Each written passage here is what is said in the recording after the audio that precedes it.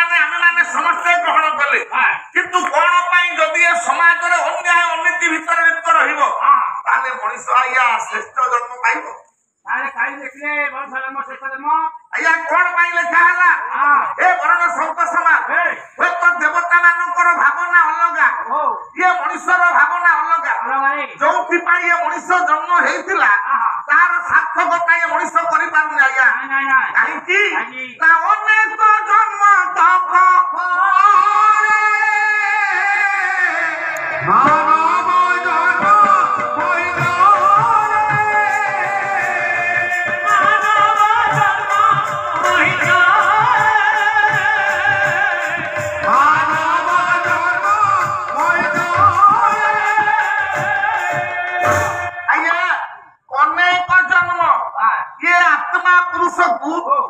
ମଣିଷ ଶରୀରଟା ମଣିଷ ଜନ୍ମଟା ଆଜ୍ଞା ଏତେ ଶୀଘ୍ର ପ୍ରାପ୍ତ ହୁଏନି।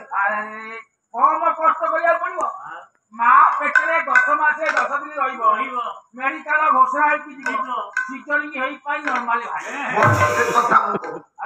ଇଏ ଆତ୍ମା ପୁରୁଷକୁ ସାର ମଣିଷ ଶରୀର ମଣିଷ ଜନ୍ମ ଏତେ ଶୀଘ୍ର ପ୍ରାପ୍ତ ହୁଏ ନା।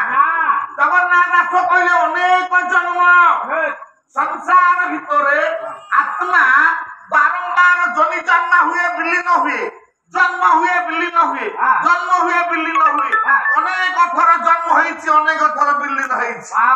ଆଜ୍ଞା ଯେମିତି ପଣିଆ ମାନେ ସୁନାକୁ ବାରମ୍ବାର ପଡିଲା ପରେ ତାର ଖାଦ୍ୟଟା କଟିଗଲେ ଗୋଟାଏ ଷ୍ଟାମ୍ପ ମାରି ଦିଅନ୍ତି ପିଓର ହେଇଗଲା।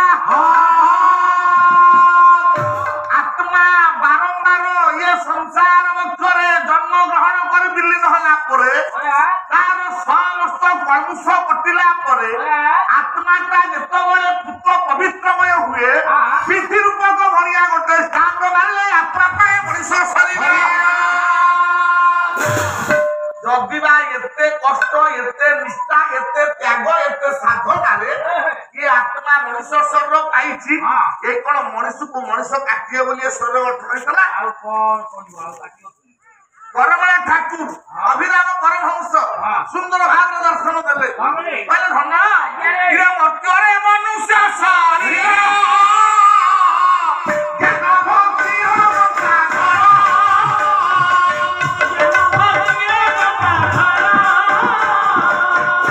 ମଣିଷ ଶରୀର ସାରେ କଣ ପାଇଁ ଉଦ୍ଦିଷ୍ଟ କଣ ପାଇଁ ଏତେ ସାଧନାରେ ଇଏ ପୁଣ୍ୟମୟ ଶରୀର ପ୍ରାପ୍ତ ହେଇଛି ନା ସଂସାରରେ ସବୁଠାରୁ ମୂଲ୍ୟବାନ ପଦାର୍ଥ ଆଦନ କଣ?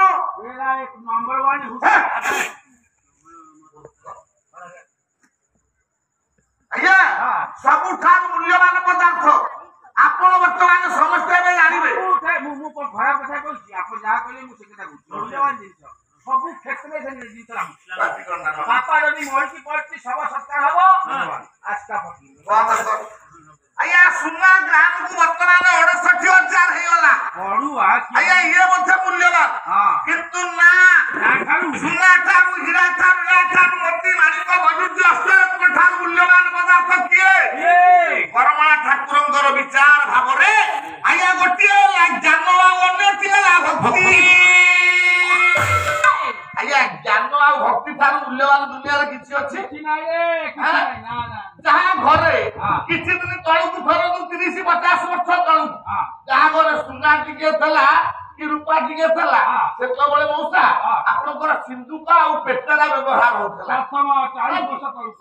ସିନ୍ଦୁକ ପେଟରା ରଖୁଥିଲେ।